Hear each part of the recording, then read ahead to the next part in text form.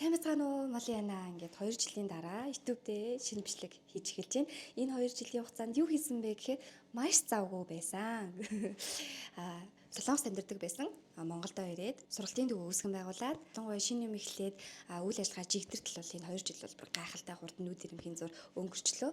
Монголд ирээд танхимаар нийт бараг 50000 яг 10 жилийн сурагчтай тулж ажиллахад маш их зөвлөгөө мэдээллийг бүр өгмөр санагдаж бүр ингээ ундарч гарч ирсэн байхгүй. Тэгэхээр энэ бүхнийг YouTube-ээр бас хуваалцъя гэж шийдсэн болохоор таад маань subscribe дараад орхиорой. За тэгвэл бичлэгийнхаа яг гол санаанд орцгоё. Өнөөдөр хэдүүлээ Солонгос сурахдаа ар гэрээсээ тусламж авахгүйгээр яг өөрөө төлбөр, амжилгааны зардал, байрны мөнгөд бүх зүйлээ болгоод явах боломжтой юу гэсэн асуултад хариулт маань тийм ээ, боломжтой. Гэхдээ хэцүү. Тэгвэл энэ хэцүү зүйлийг, энэ хэцүүг яаж бид нар давах вэ гэвэл одоо багш нь нийт 6 зөвлөгөө та бүхэндээ өгье. Нэгдүгээр зөвлөгөө нь хэлээ маш сайн сураарай.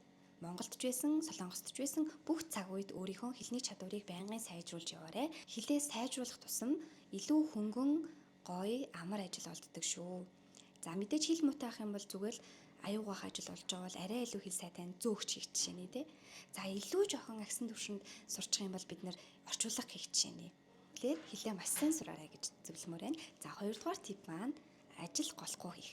Энэ маш чухал аа. Яагаад вэ гэхээр маш олон сурагчид маань цаганч урт байна, эсвэл цалинч бага байна, эсвэл тэр дарганч таалагдахгүй байна. Мэдээж хэцүү байгаа юм л та. Гэхдээ тэр болгоныг ингээд хэлээд ажил голоод байх тусам яг гоё тогтвортой ажлыг олох хэцүү болдог. Тэр хэмжээгээ бид нөгөө хураах мөнгө өөрийгөө болгох тэр мөнгүүдээс хасагдаад байгаа байхгүй. Дандаа мэдхгүй ажил дээр очиод сурхаал загнуулаад гэл энэ цаг үеүүдийг давяал гэж хичээжээвэл нэг газараа удаан тогтоорой. Тэр газараа заавал хууль ёсны ажиллах эрхээ аваарай гэж оюутнуудаа багш нь зөвлөмөр байна. Яагаад гэхээр багшийн хувьд гэсэндээ юу ч мэдгүй байхдаа хоолны газар ажиллаж агаад баригдаад нэг 7 хонжээс үе байсан. Тэрийг би бас аярыгаараа биччихсэн. Тэгэхээр иймэрхүү хэцүү төвөгтэй асуудлыг үүсэхгүй тулд яг хууль ёсныхын дагуу ажиллах эрхээ аваад олдсон ажлаа гололгүй хийгээд тэр газараа удаан тууштай ажиллаарай гэж зөвлөж байгаа шүү. За дараагийн өгөх 3 дугаар тип маань гоё хайгуулж байгаарай гэж байгаа. Энэ нь юу вэ гэхээр илүү гоё тэтгэлэг боломж юу вэ гэдгийг хайд судалж чаддаг, түүнд өөрийгөө сорж чаддаг байгаарай гэж зөвлөмөр байна. Солонгос бол маш их тэтгэлэг өгдөг орн. Энийг мэдгүй болохоор зүгээр л яг өөрийгөө зовоогоод хар ажил хийгээд олсон мөнгөө төлбөртөө өгөн л гэсэн юм сэтгүүтэй ажиллаад ах юм бол бид нар маш их цөхөрдөг. Багшийн хувьд болохоор эхний төгссөн сургуулаа яг хар ажил хийгээд олсон мөнгөө төлбөртөө өгөөд төгсөж үзсэн. Тэнгүү тэр хугацаа үнэхээр хэцүү байсан. Яг юм хар дарсан зүүчиг байсан гэсэн. Хичээл маань салгартаад хичээлээ сайн хийж чадахгүй. Маш олон сэтгэл зүй болон биеийн хувьд ийм ядаргаанд орсон.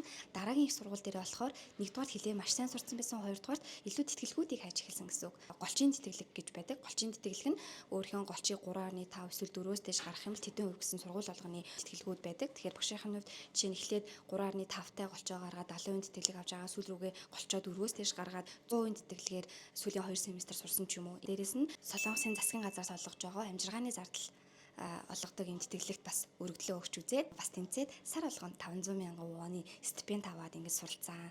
Ингээд эхлэх юм бол бид нөгөө хар ажил хийгээд өөрийгөө зовоогоо дээрээс нь хичээлээ салгартуулаад ингээд ийм том стрессээс илүү гоё ангид байгаад өөрийгөө гоё хөгжүүлээд 50 бас суралцах боломжтой байд юм бэлээ шүү. Дараагийн тип маань хүрээллээ маш сайн сонгох ёстой. За шинэ орчинд очиод шинээр бид нар бие дааж гадаадд амьдрах байгаа бол шинэ хүрээлэл үүсэж байгаа гэсэн үг. Эхнээсээ шоу цэнгийн дуртай, ажил төрөл хийдгүү, ийм жоохон амьдралын хэв маяг нь ийм урсгалаараа байдаг хүмүүстэй нийлэх юм бол яг адилхан дагаалт юм болдог. Харин хичээл зүтгэл гаргадаг, өөрийгөө дайчилдаг, төлбөр мөнгөө өөрөө олохыг хичээдэг, аав ээжигээ хайрладаг ийм хүмүүсээр хүрээлүүлээд эхлүүл бас яг өөрөө дагаад манай нэзийн мундаг юм чинь би ч гэсэн яагаад чадахгүй гэд хүн гоё урам зориг аваад маш гоё амьдардаг шүү. Тэгэхээр таад маань хүрээлэлээ бас эхнээсээ зөв сонгож бүрэлдүүлээрэ гэж зөвлөж байна. Дараагийн өгөх зөвлөгөө маань сэтгэл зүгээ маш сайн бэлдэж очоорой. За яг Солонгос драм хараа төсөөлөд очдог. Бүх юм төсөөснөөс шал өөр байдаг шүү. Бодит амьдрал гэдэг илүү хатуу, илүү хэцүү байдаг гэдгийг бүгдээрээ бодоод сэтгэл зүгээ маш сайн бэлдэж очоорой гэж зөвлөмөр байна. Ямар нэг хэцүү зүйл тулгарх юм бол энэ цаг үеэл зөвхөн миний давах ёстой л цаг үе. Би энэ цаг үеийг зөв давчих юм бол дараа нь би зоригтой хүрнэ. Дандаа ингэж бодож байгаарай. За сүүлийн өгөх хамгийн чухал зөвлөгөө маань санхүүгийн сахилга баттай байгаарэ гэж хэлмээр байна. Мөнгө олох айгүй хэцүү. Гэхдээ мөнгөө зөв зарцуулах нь бүрч хэцүү гэж байгаа юм. Мэдээ зарим юм дээр нүдэн анаад өнгөрөх зүйл гарч болдог. Бүх юмыг тэгшдэх боломжгүй. Би өөрийнхөө хүссэн болгоныг яг одоо энэ цаг үед авах боломжгүй. юун чухал вэ? Би юунд илүү зарцуулах вэ гэдгээ тооцоод яг юм сахилга баттай байх юм бол бид нар төлбөрөө хангалттай өөрөө хийж чаддаг шүү гэж хэлмээр байна. Өнөөдөр бол та хэд маань яг энэ 6 зөвлөгөөг маш сайн хэрэгжүүлж чадах юм бол А гэрээсээ тусламж авахгүйгээр яг өөрийгөө болгоод амжилттай суралцах боломжтой шүү.